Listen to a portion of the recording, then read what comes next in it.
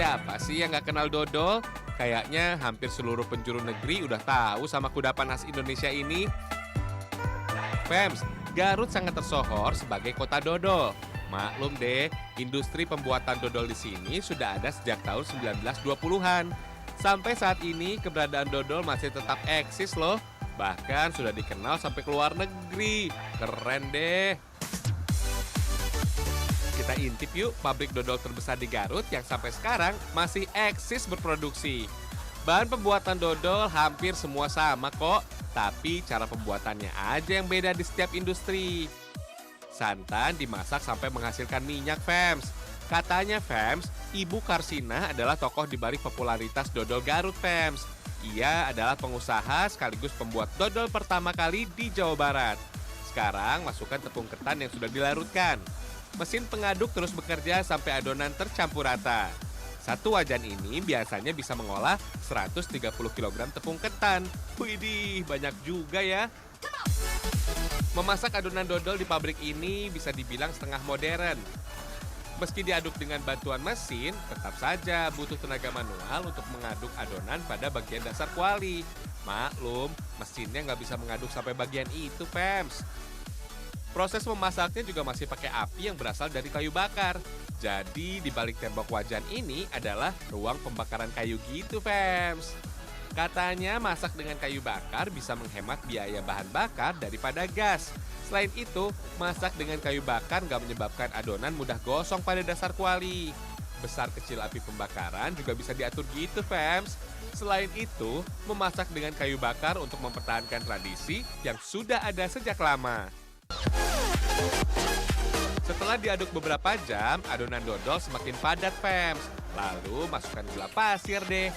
Beri juga pasta atau selai perasa. Kali ini kita pakai pasta durian, Fems. Kalau nggak suka, boleh diganti dengan pasta rasa buah lainnya kok. Mau rasa original juga bisa, Fems. Sesuaikan dengan selera aja deh. Semangat terus mengaduknya ya, Kang. Ini dia dodol yang udah jadi, Fems. Warnanya menjadi coklat pekat begini. Adonan dodol tinggal dimasukkan ke loyang cetakan, Fems. Kemudian susun di atas rak beroda sampai isinya penuh. Memasak dodol ini setidaknya butuh waktu 5 jam, Fems. Kalau lagi musim liburan seperti lebaran, produksi dodol bisa tanpa henti selama 24 jam. Tapi kalau lagi sepi, paling hanya dari jam 6 pagi sampai jam 12 siang proses produksi dodol.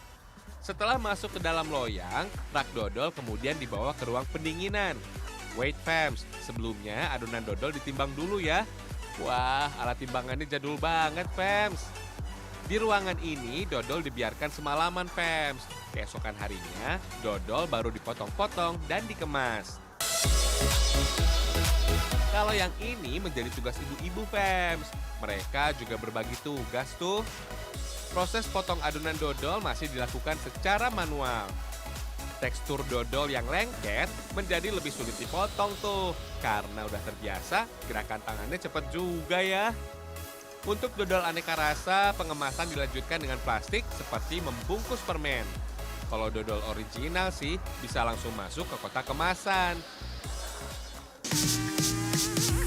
Fems, usaha dodol ini adalah usaha keluarga yang ada sejak tahun 1949.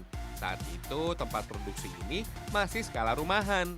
Sekitar awal tahun 80-an, baru deh berdiri pabrik besar sampai sekarang. Dengan jumlah karyawan mencapai ratusan orang. Soal rasa, dodol original nggak pernah berubah, Fems. Kalau sekarang sih, dodol memiliki inovasi seperti coklat, susu, atau wijen. Bahkan buah-buahan, pandan, atau jahe. Kalau kalian suka rasa apa, Fems?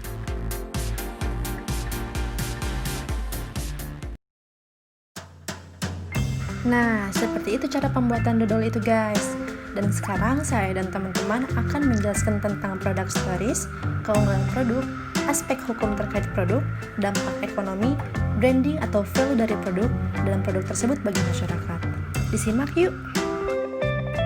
Daerah Sunda memiliki sebuah makanan khas yang digadang-gadang berasal dari kota Garut dan sudah terkenal di berbagai sudut mancanegara, yaitu dodol Garut.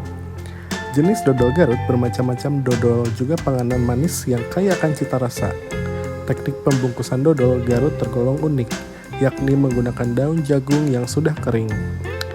Dodol Garut sebenarnya masih dalam koridor terminologi dodol secara umum, yakni sebuah bentuk makanan tradisional berbahan dasar tepung beras ketan atau buah-buahan, gula dan santan kelapa sebagai bahan baku utamanya, yang dimasak hingga kental dan lengket. Asal mula dodol Garut belum ada filosofi siapa penemu dan pembuat pertama kalinya. Yang jelas, dodol Garut diproduksi pertama kali dengan produksi kecil rumahan dan ada pertama kali di tahun 1800-an. Di zaman penjajahan Belanda, dodol Garut sudah terkenal luas di kalangan para menir dan noni Belanda. Bahkan noni-noni Belanda kala itu pandai sekali membuat dodol. Terdapat banyak jenis dodol Garut, diantaranya dodol wijen, dodol kacang, aneka dodol buah seperti dodol nanas, dodol nangka, dodol tomat, bahkan durian. Selain itu ada juga dodol yang berbahan baku coklat, yaitu Cokodot, coklat isi dodol pertama di dunia. Selanjutnya ada keunggulan produk. Kandungan kalori dodol lebih rendah dibandingkan dengan cake.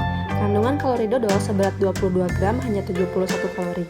Sedangkan cake dengan berat yang sama kandungan dengan kalorinya mencapai 100 kalori dan kandungan lemaknya 4 kali lebih dari dodol. Jika kalian sedang berdiet, dodol adalah pilihan yang baik sebagai makanan penutup. Keunggulan lainnya adalah kandungan zat besi pada beras ketan juga lebih tinggi daripada beras putih biasa. Selain itu, kandungan besi organiknya juga lebih mudah diserap. Seiris dodol mampu memenuhi kebutuhan zat besi 4 kali lebih banyak daripada sepotong cake. Selain itu, kandungan kalsium, niacin, zat besi, karotin, vitamin B1 dan B2 pada dodol juga lebih tinggi daripada cake. Tidak banyak orang yang mengetahui rendahnya kadar natrium dodol membuatnya menjadi salah satu makanan yang baik untuk penderita hipertensi. Mengenai perlindungan hak ekonomi dan indikasi geografis, tujuan dari adanya pendaftaran indikasi geografis adalah untuk memberikan jaminan kepastian perlindungan hukum. Jangka waktu perlindungannya pun dapat berlangsung secara tidak terbatas selama ciri atau kualitas yang menjadi dasar diberikan perlindungan masih ada. Maka dari itu, karakteristik dan kualitas suatu barang yang dikaitkan dengan wilayah tertentu harus dilindungi secara yuridis. Sebagai contoh, dodol Garut yang diproduksi oleh masyarakat Kota Garut, produsen dilarang memakai label atau tanda merek terhadap barang yang diproduksinya yang tidak sesuai dengan indikasi geografis. Misalnya, mencantumkan label dodol Garut untuk dodol yang tidak diproduksi oleh warga Kota Garut. Penggunaan dari label atau tanda indikasi geografis menggambarkan adanya kualitas terhadap barang atau produk yang dihasilkan. Perlindungan atas indikasi geografis akan menghasilkan kesejahteraan dan keuntungan bagi masyarakat daerah setempat. Dodol Garut merupakan komoditas yang mampu mengangkat citra Kabupaten Garut sebagai penghasil dodol yang berkualitas tinggi. Pemasarannya dilakukan melalui pameran-pameran, perbaikan kualitas produk maupun perbaikan desain kemasan melalui pelatihan. Dalam hal ini, peran Dekranasda cukup menonjol. Produksi per tahunnya dapat mencapai 4.500 ton. Pemasarannya sudah merambah ke seluruh Nusantara, di antaranya Pulau Jawa, Kalimantan, Sumatera, hingga Bali. Dodol Garut pun sudah dipasarkan ke beberapa negara seperti Brunei, Malaysia, Jepang, Arab Saudi, Singapura, bahkan Inggris. Selanjutnya, ada kisah-kisah terkait dodol yang diyakini masyarakat di berbagai daerah di Indonesia. Sedangkan, bagi masyarakat di Garut, dodol telah menjadi simbol buah tangan khas. Beberapa merek bahkan sudah memiliki nama yang legendaris. Dodol bagi Garut telah menjadi ikon kota yang mengangkat nama dan ekonomi masyarakat. Dalam budaya orang-orang Tionghoa, dodol yang dikenal dengan nama kue keranjang menjadi ciri khas dalam perayaan Tahun Baru Imlek. Ada keyakinan bagi mereka, kue keranjang akan membawa keberuntungan jika dapat disusun tinggi. Pasalnya, nilai-nilai itu mengajarkan banyak hal tentang nasionalisme dalam keberagaman Indonesia, gotong royong, bahkan juga pentingnya menjaga persatuan.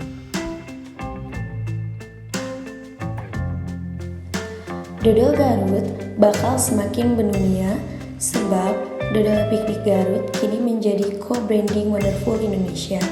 Tanda khusus pun telah diberikan Menteri Pariwisata Arif Yahya yang menjadi dodol aja piknik sebagai kata kenangan Menpar di atas kotak dodol piknik Garut. Kalimat jenaka tersebut menjadi apresiasi Menpar pada dodol piknik Garut, sebab telah mencetak logo Wonderful Indonesia. Mereka juga menampilkan beragam gambar destinasi wisata di Garut pada seluruh kemasannya. Penulisan tanda mata dodol aja piknik dilakukan di dalam launching pasar wisata digital di Candi Cangkuang, Kampung Pulo, Leles, Garut, Jawa Barat. Bergabungnya dodol piknik sebagai mitra co-branding Wonderful Indonesia tentu memberikan impact positif. Brand Garut sebagai destinasi wisata akan terus terkontrol. Swiss Panjapa memiliki top of mind seperti dodol Garut, domba Garut, dan askar atau tukang cukur rambut. Sebagai ikon pariwisata Garut, dodol piknik dibuat dari resep warisan leluhur. Dodol piknik seolah berjodoh di Garut, sebab Garut memiliki bahan baku melimpah untuk menghasilkan dodol yang legit. Bukan hanya bahan baku, dodol piknik Garut terus menjaga citra rasa otentiknya. Sekian penjelasan dari kelompok kami. Maaf apabila ada kekurangan. Terima kasih.